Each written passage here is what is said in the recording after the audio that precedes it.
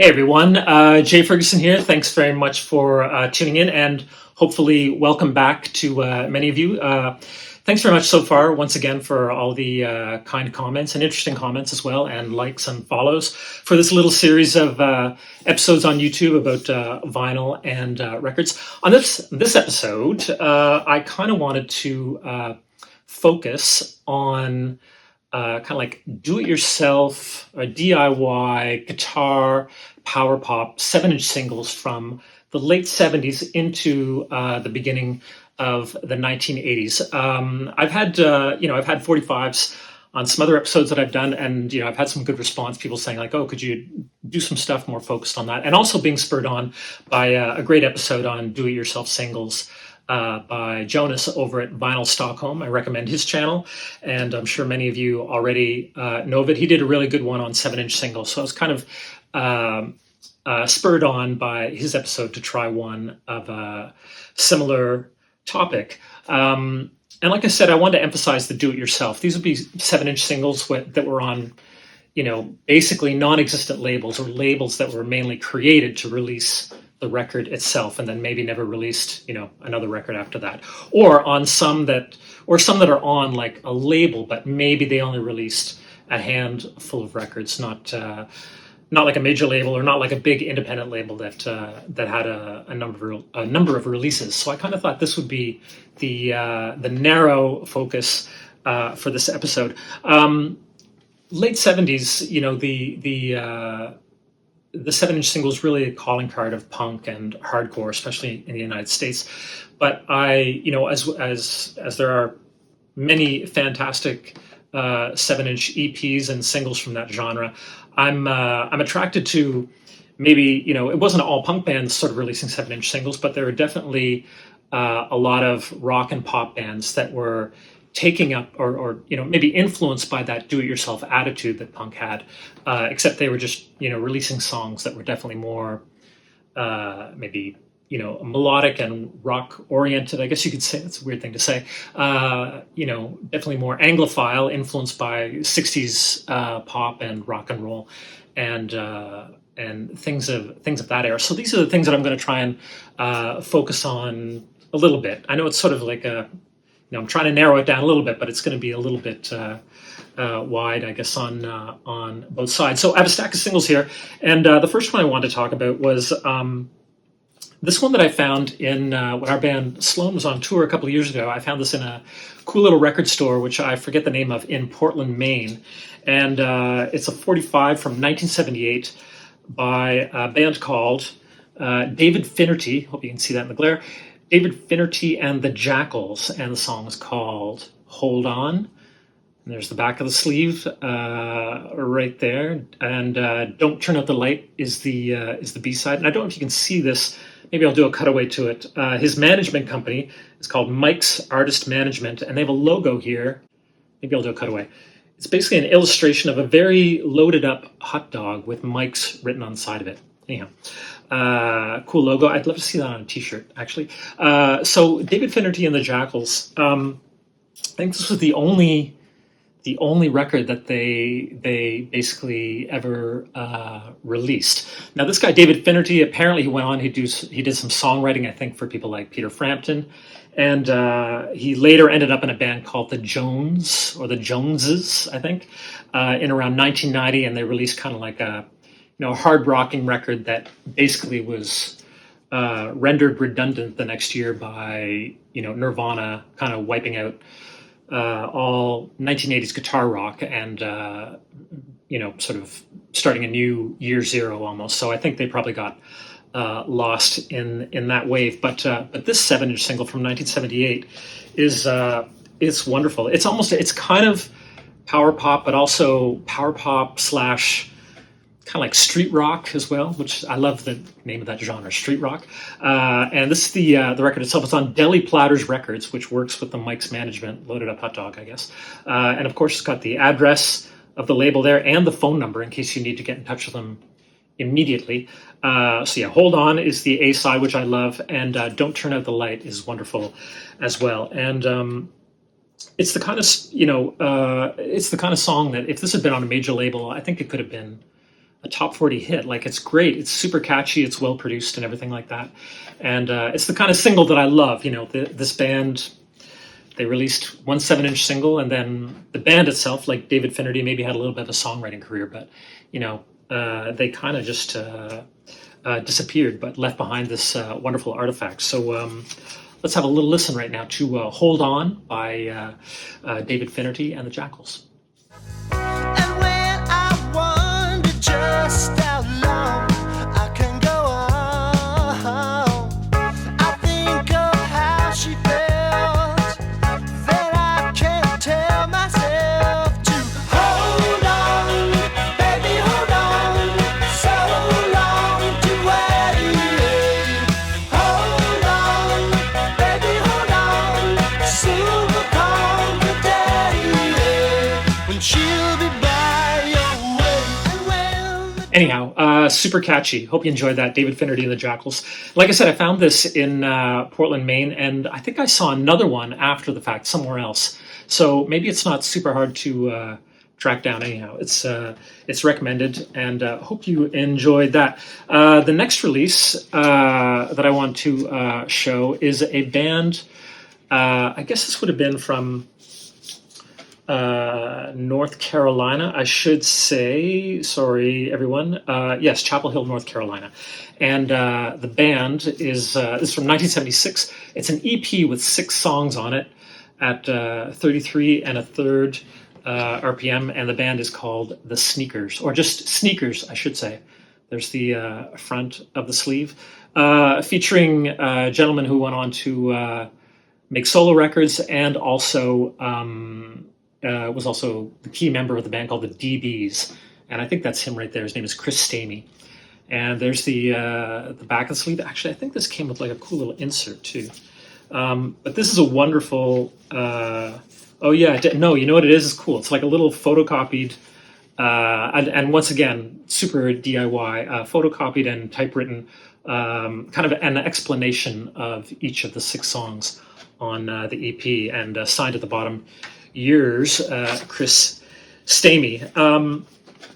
Anyhow, very. This is also on his label.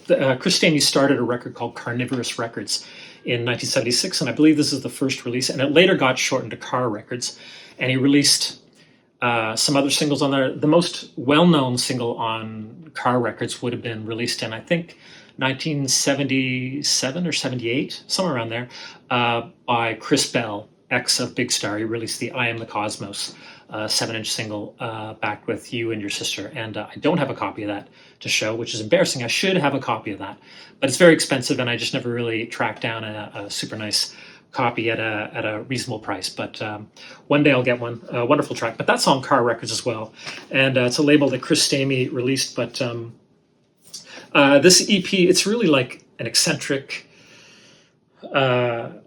really eccentric power pop that, you know, heavily in debt to Alex Chilton, and it's almost like a more commercial-ish version of the really eccentric Alex Chilton song, say from Big Star Third, or even like Flies on Sherbert. It sort of leans toward that, as opposed to the, you know, more straight up, almost top 40 sounding songs by Big Star. And it's obviously recorded on, probably done on 4-track or maybe an 8-track or whatever. And even Mitch Easter, who's buddies with this whole gang, and he of course went on to be in the band Let's Active and produce the early REM records. He makes a guest appearance on here.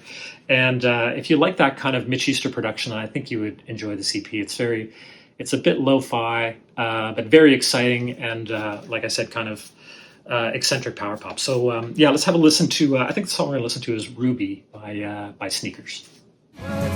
it's funny you don't look like a character assassin. Your papers are in order, your corners are defined. You find there's more to hatred than physical attraction. A character assassin,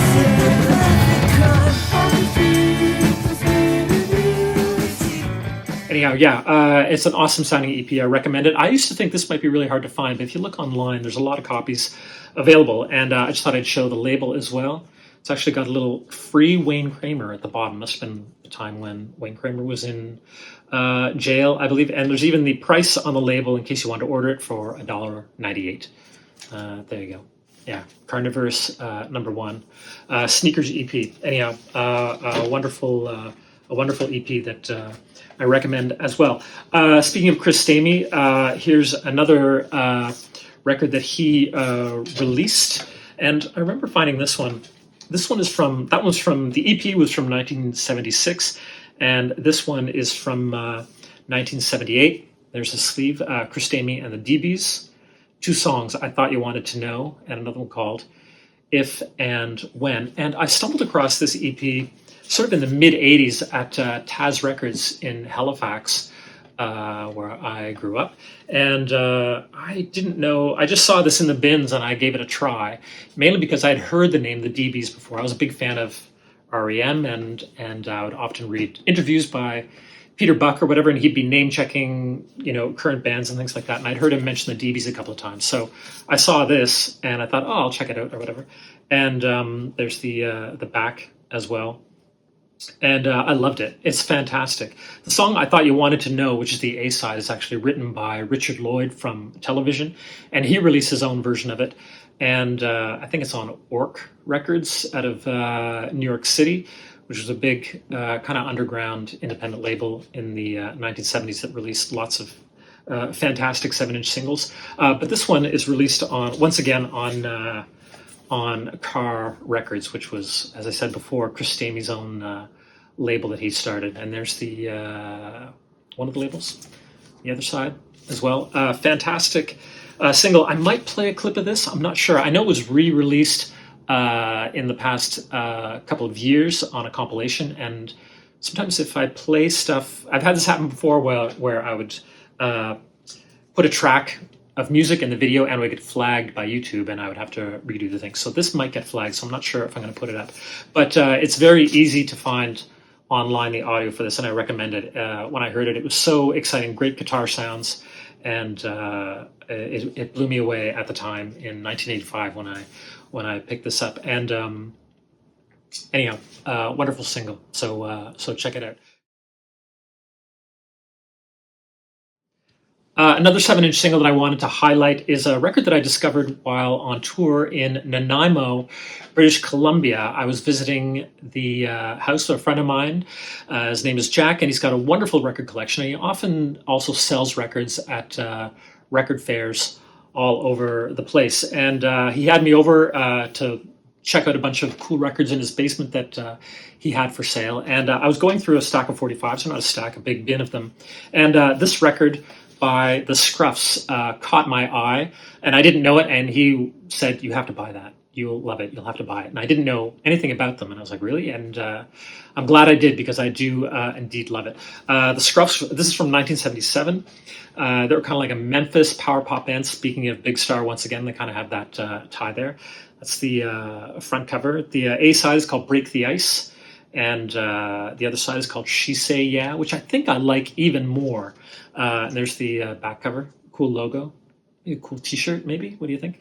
And the band is Dave Branyan on lead guitar and vocals, Stephen Burns on vocals, guitar, and piano, Seth Paulson on drums and vocals, Bill Godley on bass guitar and vocals. They all sing. And it was recorded at Shoe Studios, but also mastered at Ardent Studios. So there's definitely some Big Star ties. And when you hear the music, you can definitely hear that they probably would have loved Big Star. But I found it was very similar to another band that was probably a contemporary of theirs, a band called Prix, who released a couple of singles at the time. And also there's a wonderful compilation of their recordings that came out a few years ago. So if you know them and you don't know this, then you will probably enjoy this.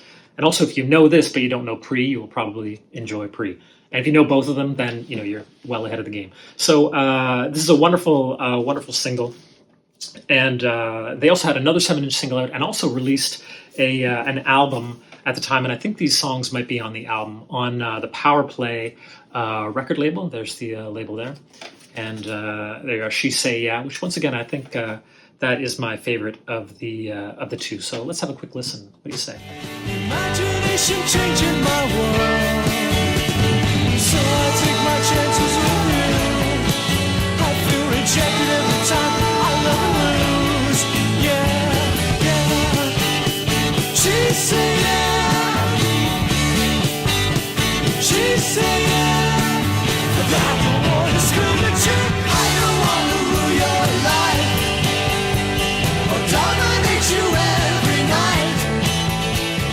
I don't wanna change. Anyhow, I really love that. It's like something in the water in Memphis, or they're just all listening to the same sort of Anglophile records, or something like that. I don't know, but anyhow, even that song's a little bit of Raspberries in there too, who also I think were very fantastic. But I thought that was a good candidate for this episode, and hope you enjoyed hearing from the Scruffs.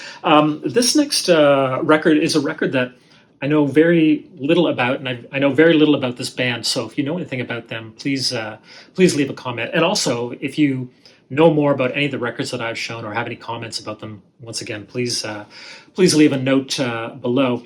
I went to with my girlfriend, went to the massive antique fair and flea market called Brimfield, or I guess it's like the Brimfield Flea Market. I guess it's in Brimfield, Massachusetts.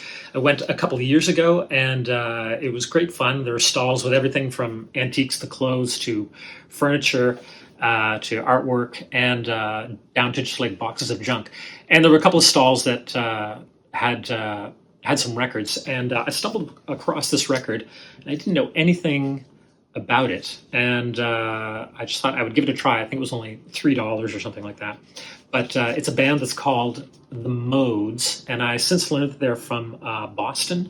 This is from 1980. The A side of the single is called How Do We Ever Get So Girl Crazy? And I think they answer it, though, in the single. So the B side is what I like even more. It's funny, some of the B sides on these are even better than the A sides.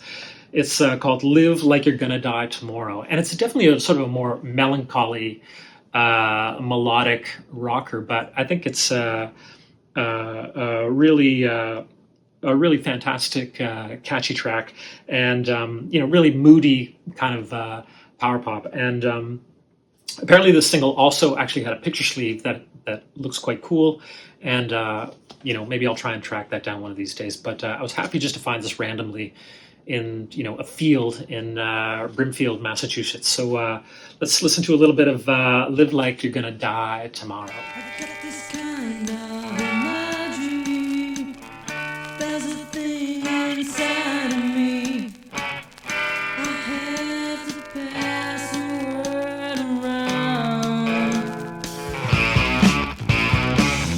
When the chance to show the way misses yet another day, I feel I want to regain that ground. Can't wait till I get home. Anyhow, cool sound on that. I hope you enjoyed that. And like I said, if you know anything about the Modes, please leave me a little message. And like I said, that was from 1980. This next one is, I found this in a store in Philadelphia, and it was 98 cents, and I knew nothing about it, and I thought, how could I leave this behind? In fact, there were two copies, and I should have bought both of them in hindsight, but and I think they were both 98 cents. And this might not be to everyone's taste, but I really find it exceptionally charming. In fact, I don't know if there's an insert in here before. Okay, all right, no, there's not. But it's maybe the only indie sort of underground single from late 70s, or this one is more early 80s, 1982, that is clearly heavily influenced by Billy Joel. And who am I talking about, you might ask? Well, I'm talking about the Tony Schaefer Project, and the song is called Let's Eat Our Fast Food Slow. Very, very, piano rock, and it sounds like a Billy Joel outtake to me. There's the front side, and there's the B-side. The B-side is called A Girl This Summer. And, you can listen to the lyrics of the song. It's the gist of the song is having a bite to eat. The gentleman is having a bite to eat with his friend, and they're like, please, can we eat slowly, because there's a girl who works here who is just lovely, and I'd like to I'd like to say hi to her, say hi to her or whatever, talk to her, ask her on a date, whatever. I'm trying to make it, this is G-rated stuff.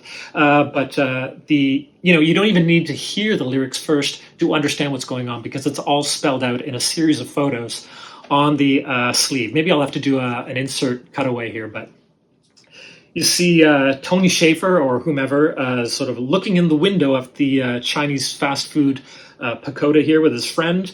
And he's looking in the window and he sees there's a young woman who works there who's he's clearly attracted to, very lovely. And he's like, oh gosh, better go in. And here he is with his buddy. His buddy looks frustrated or embarrassed. And you can see Tony looking over, getting ready to order his food. And then, of course, the reveal at the end is looks like over some milkshakes, there's Tony and the woman of his affection having a conversation. So it looks like it all went well. But all soundtrack to a very Billy Joel sounding record. The other interesting thing about this record is that Tony Schaefer doesn't appear on this record at all. I believe he wrote both of the songs, but the band is made up. The singer is another gentleman by the name of Mark. And sorry, it's very hard to see. It's like black, basically on gray writing. I should have done my research. But yeah, there's a full band produced by someone else. Tony Schaefer doesn't play, but he has the copyright to the music. And it looks like a lot of money was spent on this record that was released on Night Train Music Cooperation of New York City. Once again, the phone number right on the label in case you need to contact them promptly. And it's it seems like a lot of money was spent on this record. It was even mastered by George Marino, who only a year and a half earlier was mastering Double Fantasy by John Lennon, and then he went straight to the Tony Schaefer project. It's mixed by someone else, recorded by a different person. Someone is doing the photos, artwork, thanks to a group of people, just for this one 7-inch single. And from what I understand, there's no other records made by the Tony Schaefer project other than this. So it kind of fits perfectly with this episode. And I don't know, I mean, it is kind of power pop, I suppose, but very piano-led, Billy Joel influenced pop. So let's have a quick listen to Let's Eat Our Fast Food Slow by the Tony Schaefer project. Just cruising around, just a little hungry, got to grab a bite. Burgers and fries and shakes, alright. Sit down and eat and conversation. Suddenly a female revelation. Long blonde hair, oh what a face. I'm staring like my eyes are locked in place. Let's eat our fast food slow. Do you see that girl? Working at the counter, ain't she out of this world? Anyhow, there you go. I have a soft spot for it. Let's eat our fast food slow by the Tony Schaefer project. I hope you enjoyed hearing a little bit of that very unusual single. And if anybody knows anything about this, please once again leave a comment or get in touch, because there is minimal information about this gentleman or his project online. I'm going to end with a couple more 45s, and both of these are from Canada. And one of them is a record by I should take this out of the sleeve first, actually. Sorry, everyone. Someone who, grew up in Canada in the 1980s and the early 90s, listening to rock radio. You will know the voice of the gentleman behind this band. And this record is from 1980. And so if you're a fan of the band The Pursuit of Happiness here in Canada, I'm sure there's a lot of people in the United States and abroad who would know that band. But this is Mo Berg, the lead singer and principal songwriter in The Pursuit of Happiness. This is his first 7-inch 45. And it's in a weird sleeve here because it's a very unusual shape. So I have it in this sleeve. It should be bent around a little bit. But yeah, the band is called The Modern Minds, and it's a 3-song EP featuring Teresa's World, Bungalow Rock, and It's Gone. The other people in the band, besides Mo on vocals and guitar, it's Bobby Drysdale on bass, Kim Upright on drums, and it was released on Bumstead Records back in 1980. This is back when Mo Berg lived in Edmonton. I believe he grew up. I know Mo, but I don't know that fact. I should be doing once again, my research department has been asleep at the wheel. But yeah, this was released in Edmonton, and it's a wonderful trio of catchy rock and roll songs and crafty little bits in them and everything like that. And even some of it reminds me of early, maybe a little bit faster, but early Marshall Crenshaw, these tracks. And let's see, what else do I have to say about this? It's getting hard to find, and it's kind of an expensive record, but I found this. I don't even remember where I found this. It was about 20 years ago, and I was at a record store either in Halifax or here in Toronto. And I remember finding it in the bins, and I turned it over, and I saw Mo Berg, and I don't think I'd even known that this was Mo's band back then. So I bought it back then for not the price that it goes for these days. So I'm very grateful that I was able to get it for a reasonable price. But there's a label here in Toronto called Ugly Pop Records, and I think they did a full LP release of these songs and other unreleased material by the Modern Minds recorded around this time. So if you can't track down a copy of the 7-inch single, you should be able to track down a copy of the Modern Minds sort of reissue collection of material, and that would be highly recommended. And here is the label on the Bumstead record label right there. Both sides are, oops, very similar. But anyhow, yeah, very happy to have this. And also it came with an insert just of the typewritten lyrics, very, once again, do-it-yourself record. And it's cool to find, records like this from Toronto or Montreal, but definitely it's cool that there were, records like this being made in smaller cities. Like Edmonton's a large city, but, there was stuff like this happening not only in the United States, but in every kind of port of call in Canada as well. So that's a really cool track. So maybe we'll, I wonder if I can put up a track by Modern Minds. Then you get like it does a danger sign, and all those things you thought were true were gone, and they will never come back. It's gone and I can't go on. It's gone and I can't go on. It's gone and I can't go on. I can't go on. I can't go on anymore.